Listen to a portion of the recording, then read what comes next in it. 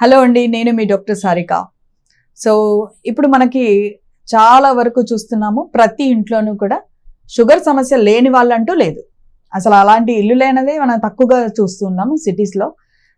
సిటీస్లోనే కాదు, విలేజెస్లో కూడా ఎక్కువగా ఈ యొక్క డయాబెటీస్ అనేది అందరికీ వస్తుంది. అందరూ కూడా కామన్, ఇది సహజంగా ఉండేదే అని ఎవరికి వాళ్ళు తీసుకోవాల్సిన జాగ్రత్తలు కొంతమంది తీసుకుంటూ ఉన్నారు. కొంతమంది మందులు వాడుతున్నాం కదా అని అన్నీ కూడా తీసుకోవడము, జాగ్రత్త లేకపోవడం కూడా ఉన్నారు. కొంతమంది ఈ షుగర్ వచ్చాక ఈ సమస్యలన్నీ సహజమే అని వాటికి అలవాటు పడిపోయిన వాళ్ళు కూడా మనం ఈ సమాజంలో చూస్తూ ఉన్నాం. కాబట్టి డయాబెటీస్ ప్రాబ్లం వచ్చినప్పుడు మనం ఎందుకు తీసుకోవాలి జాగ్రత్త అనేది, ఇంకొకటి మనలో ఏం మార్చుకోవాలి, ఇంకొకటి ఏంటంటే మనం మూడో రకంగా చూడాలనుకుంటే మనం మందులు వాడుతున్నాం, అసలు మనం హోమియోపతి మందులు ఎందుకు వాడాలి. సో ఇవి చాలా ఇంపార్టెంట్. అండ్ అందరికీ ఉండేది డౌట్ ఏంటంటే అసలు హోమియోపతిలో మనకి షుగర్కి మందులు ఉన్నాయా, మనం రివర్స్ చేయొచ్చా, దీన్ని డయాబెటీస్ని రివర్స్ చేయొచ్చా. సో ఇటువంటి అనుమానాలతో చాలామంది మన క్లినిక్ వస్తూ ఉన్నారు. సో మేము ఈ యొక్క 20 years ఎక్స్పీరియన్స్లో మనం చూస్తూనే ఉన్నాం. సో డయాబెటీస్ అనేది ఒక పెద్ద మహమ్మారి అని నేను ఖచ్చితంగా చెప్తాను. ఎందుకంటే అది నవడేస్ 25 years నుంచే స్టార్ట్ అయిపోతుంది. అంటే ఈ యొక్క డయాబెటీస్ అనేది రాను రాను పూర్వకాలంలో ఒక 45 years అబోవ్ పైబడ్డ వాళ్ళకి మాత్రమే ఒక 20 years బ్యాక్లో మనం చూసినట్లయితే డయాబెటీస్ అనేది చూస్తూ ఉండేవాళ్ళం. కానీ ఒక 10 సంవత్సరాల నుంచి చూసినట్లయితే 30 years వాళ్ళకి వచ్చేది. ఇప్పుడు ఒక 5 years నుంచి పోస్ట్ కోవిడ్లో మనం చూసినప్పుడు ఐదర్ మెడికేషన్స్ వల్ల అవి ఉండొచ్చు, లేదా వ్యాక్సినేషన్స్ వల్ల సెన్సిటివ్ ఇమ్యూనిటీ అనేది సెన్సిటివ్ అయి ఉండొచ్చు. సో తద్వారా కూడా మనకి డయాబెటీస్ అనేది చాలా కేసెస్లో డయాగ్నోసిస్ అయినాయి. Post COVID one of the కాంప్లికేషన్లో డయాబెటీస్ కూడా ఉంటూ ఉంది. కాబట్టి సో ఈ డయాబెటీస్కి మనము హోమియోపతి వైద్య విధానం ఎందుకు తీసుకోవాలి అని అంటే, ముఖ్యంగా అసలు ఈ డిసీజ్ ఏం చేస్తుంది అనేది మనకు తెలుసుకోవాలి. అంటే మనకి ఒకసారి చక్కెర వ్యాధి వచ్చింది అంటే మన రక్తంలో చక్కెర శాతం ఉండాల్సిన పరిమితి కంటే ఎక్కువగా ఉంది. సో దీనికి 2 కారణాలు ఉండొచ్చు. ఒక కారణం చూసినట్లయితే ఇది గ్రంథి ఏదైతే సెక్రీట్ చేయాలో ఇన్సులిన్ అనే హార్మోను, అది సెక్రీషన్ అనేది తగ్గిపోతూ వస్తూ ఉండడం అనేది ఒక కారణంగా చెప్పుకోవచ్చు. ఇంకొకటి సెక్రీషన్ అంతా బాగానే ఉన్నప్పటికీ కూడా రెసిస్టెన్స్, అంటే ఆ యొక్క చక్కెర ఏదైతే మనకి బ్లడ్ లో ఉంటుందో షుగర్ అనేది అది అబ్జార్ప్షన్ లేకపోవడము.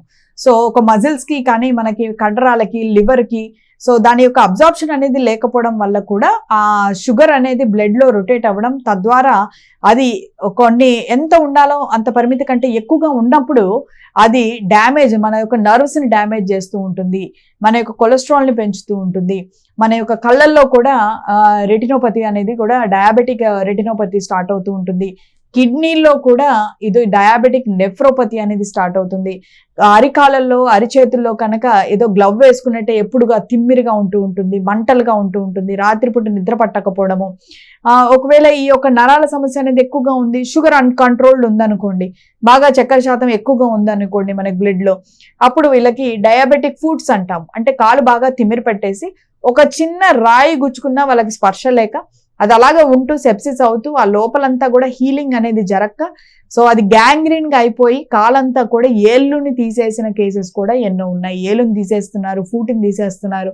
సో 2 కాళ్ళు కూడా gangrenous, diabetic foot, diabetic ulcers, diabetic gangrenes అనేది కూడా మనం చూస్తూ ఉన్నాం.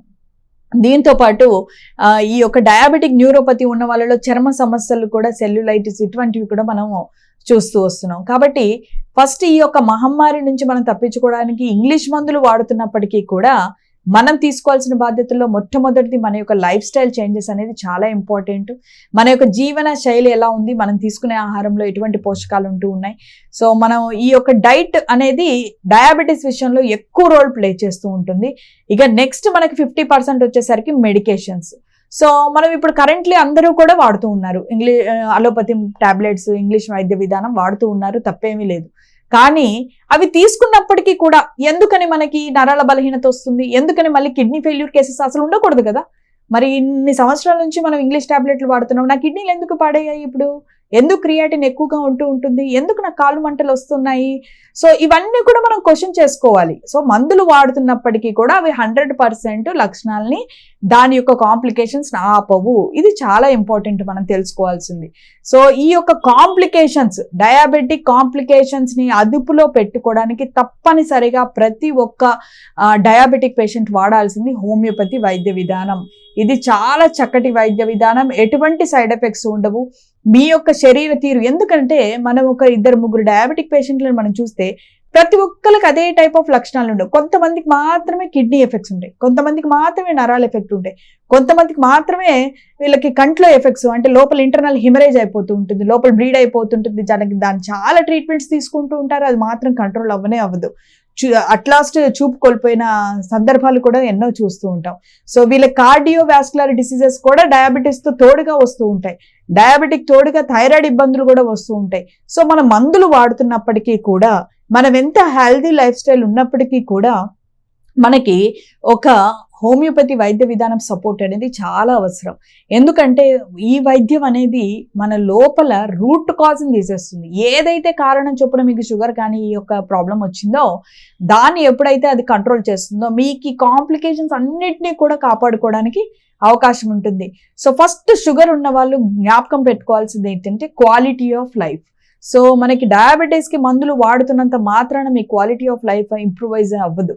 దాని నుంచి కాంప్లికేషన్స్ అనేది ఆగకుండా పోవు. ఒక 3 to 4 years దాటిన తర్వాత ఖచ్చితంగా మీకు ఏదో ఒక కాంప్లికేషన్ రూపాన మనల్ని ఇబ్బంది పెడుతూ ఉంటుంది. కాబట్టి మీరు సరైన స్క్రీనింగ్ చేసుకోవాలి. ఫస్ట్ డయాబెటీస్ ఉంటే దాని pre clinical, sub clinical diabetes ఉంటుంది. అలాంటప్పుడు మనం వెంటనే హోమియోపతి ట్రీట్మెంట్ అప్రోచ్ అవుతే అసలు ఇంగ్లీష్ మెడిసిన్ టాబ్లెట్ అవసరం లేకుండానే మనం కంప్లీట్ క్యూర్ చేసుకోవడానికి ఉంటుంది.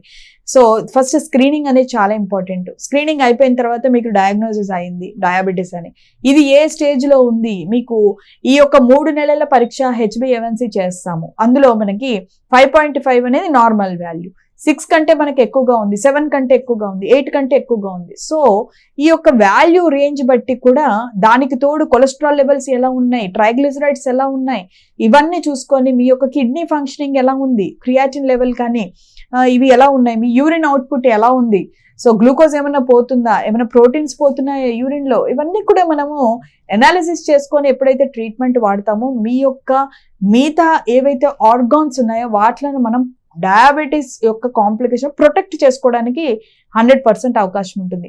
ఏదైనా prevention is better than cure, ఇది ఎప్పుడు కూడా మనం గుర్తుపెట్టుకోవాలి. ఎప్పుడైతే ముందుగానే మనం ప్రివెంట్ చేసుకుంటామో ఫర్దర్గా హాస్పిటలైజేషన్స్ కానీ, ఫర్దర్ టూ మెనీ మెడికేషన్స్ కానీ, ఫర్దర్ ఇన్సులిన్ తీసుకునే స్టేజ్ కానీ, సో ఇక ముందు కొత్త సమస్యలు, హార్ట్ బ్లాక్స్ కానీ, హార్ట్ అటాక్స్ కానీ, హార్ట్ సర్జరీస్ వరకు వెళ్ళకుండా మనం కంట్రోల్ చేసుకోవడానికి చాలా వరకు అవకాశం ఉంటుంది.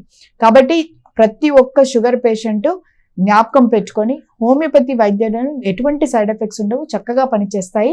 మీరు ఒక్కసారి డాక్టర్ని సంప్రదించండి. Thank you.